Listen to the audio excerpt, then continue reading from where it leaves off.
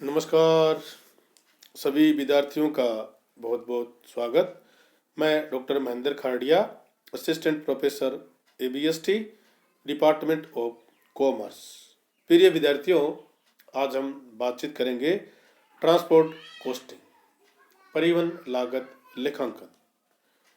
और परिवहन लागत लेखांकन में हम बातचीत करेंगे कि परिवहन लागत लेखांकन क्या है, परिवहन लागत लेखांकन का उद्देश्य क्या है और परिवहन लागत लेखांकन में लागत किस प्रकार से निर्धारित की जाती है। इस सब के बारे में हम आपसे बातचीत करेंगे। तो शुरू करते हैं। ट्रांसपोर्ट कॉस्टिंग, परिवहन लागत लेखांकन। परिवहन लागत लेखांकन का मुख्य उद्देश्य बसों, ट्रकों अथवा अन्य गाड़ियों द्वारा प्रदान की गई सेवा की प्रति इकाई लागत का निर्धारण कर माल अथवा यात्री को ले जाने की दर निश्चित करना होता है। हम इसमें ये डिसाइड करते हैं कि जो बस है, ट्रक है या उनके अलावा कोई जो परिवहन का साधन है, उसमें जो सेवा की जाती है उसकी प्रति इकाई लागत का निर्धारण करके माल अथवा यात्री को ले जाने की दर निश्चित करना होता है। यातायात के जो विभिन्न साधन हैं उनकी तुलनात्मक लागत ज्ञात करके उनका अध्ययन करते हैं और अध्ययन करके हम ये निश्चित करते हैं कि किस मार्ग से कौन सा परिवहन साधन अधिक लाभप्रद होगा।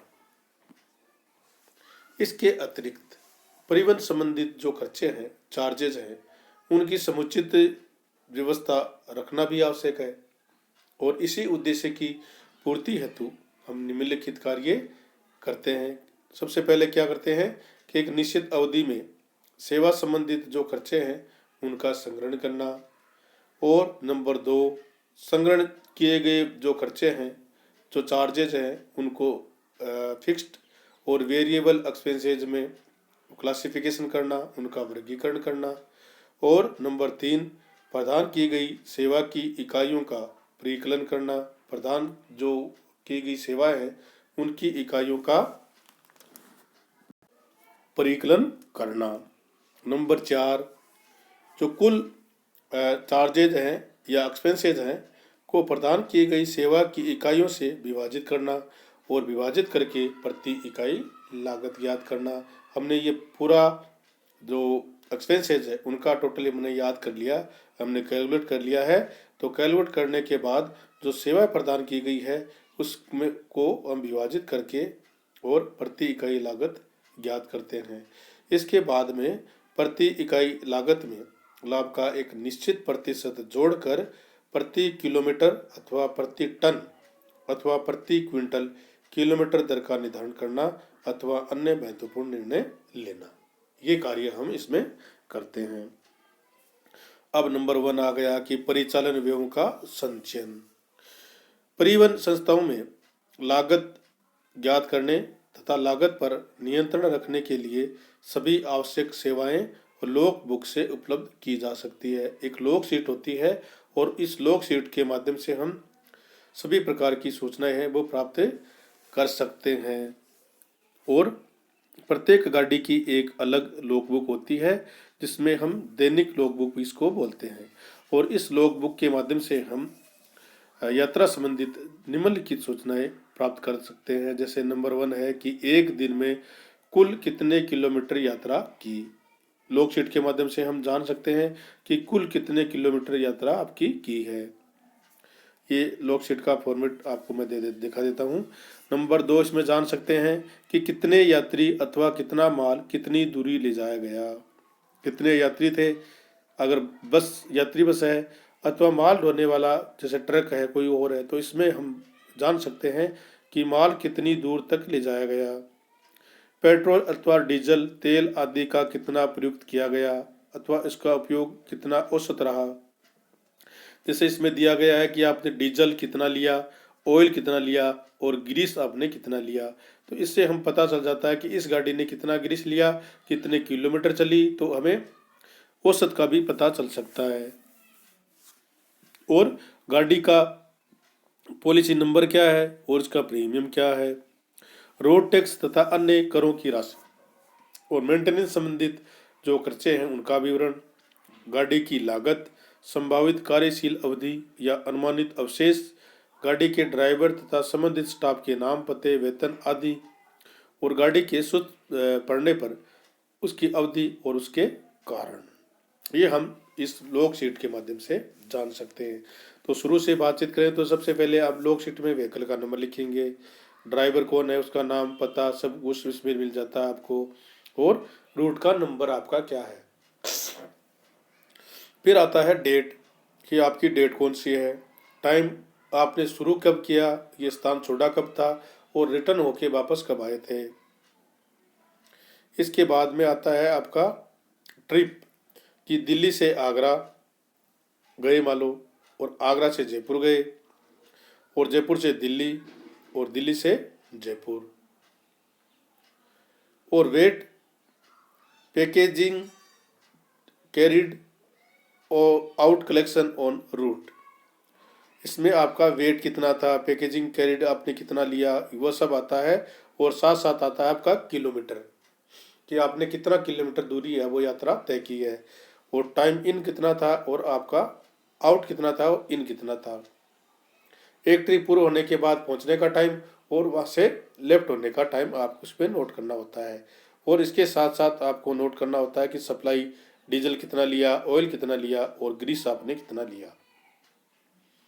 वर्कर टाइम्स, इसमें ड्राइवर का वर्किंग टाइम कितना है, और क्लीनर का वर्किंग टाइम कितना है, और मैकेनिक का वर्किंग टाइम इसमें कितना है। ये सब आपको इसमें सूचनाएं देनी होती हैं। प्रत्येक ड्राइवर के पास इस प्रकार का लॉग प्रपत्र या लॉग बुक होती है। जैसे हम रोडवेज की सेवाएं होती हैं तो प्रत्येक जो कनेक्टर है उसको ये लॉग शीट देते हैं, और इसमें वो पूरी डिटेल इसमें भर के ड्राइवर के साथ साथ अपनी भी सूचनाएं देता है, कितना किलोमीटर दूरी चली, किस स्थान से किस स्थान तक आपने राउंड लिए, और कितने किलोमीटर दूरी थी, यात्री कितने थे, उनका किराया कितना लिया, कितनी राशि आपने वसूली। ये सब आप लॉग शीट के माध्यम से जान सकते हैं। यातायात प्रबंधक द्वारा नियंत्रण और व्यवस्था हेतु इसका प्रयोग किया जाता है। यातायात का प्रबंधक होता है, ट्रांसपोर्ट मैनेजर जो होता है वह नियंत्रण व्यवस्था हेतु इसका प्रयोग करता है। ये हो गया हमारा नंबर 1, एक्सपेंस जो खर्चे थे उनका संचयन करना। नंबर 2 है जो संचय हित चार्जेज है उनका क्लासिफिकेशन करना। तो क्लासिफिकेशन हम 2 प्रकार से कर सकते हैं, कि स्थायी कितने हैं और वेरिएबल आपके कितने हैं। अब एक निश्चित अवधि से संबंधित जो ऑपरेटिंग एक्सपेंसेज है उनको एकत्रित कर लेते हैं, और उनको 2 भागों में विभाजित कर देते हैं, कि स्थायी कितने हैं और वेरिएबल कितने हैं। अब स्थायी जो फिक्स्ड चार्जेज है उनके बारे में बातचीत करें तो लाइसेंस की फीस है वो फिक्स होती है, इंश्योरेंस कितनी है गाड़ी की उसकी फिक्स होती है, रोड टैक्स है वो आपका फिक्स होता है, गैराज का रेट आपका कितना है वो फिक्स होता है, salary of the supervisor and office staff वो भी आपकी फिक्स्ड होता है, तो उसको फिक्स्ड चार्जेज में शामिल करते हैं। डायरेक्टर फीस कितनी है, इंटरेस्ट ऑन कैपिटल कितना है, वेजेज ऑफ द ड्राइवर कितनी है, कनेक्टर एंड क्लीनर की अगर आप ये टाइम बेस्ड पर चुकाते हैं तो वो फिक्स्ड में आपको शामिल करना है। इसके बाद आता है वेरिएबल, तो डेप्रिसिएशन ऑन व्हीकल और cost of petrol, diesel, mobil oil, grease अथवा अदर लुब्रिकेंट्स, इनकी कॉस्ट आपकी वेरिएबल है, क्योंकि ये फिक्स नहीं है कि कितना लगेंगे, जितनी दूरी आप चलोगे उतने ज़्यादा खर्चे आपके बढ़ते जाएंगे। Wages of drivers and cleaner ये paid in mileage run basis, kilometre के हिसाब से अगर आपको पेमेंट करते हैं तो ड्राइवर की वेजेज और क्लीनर की वेजेज आपको इसमें वेरिएबल में शामिल करनी है।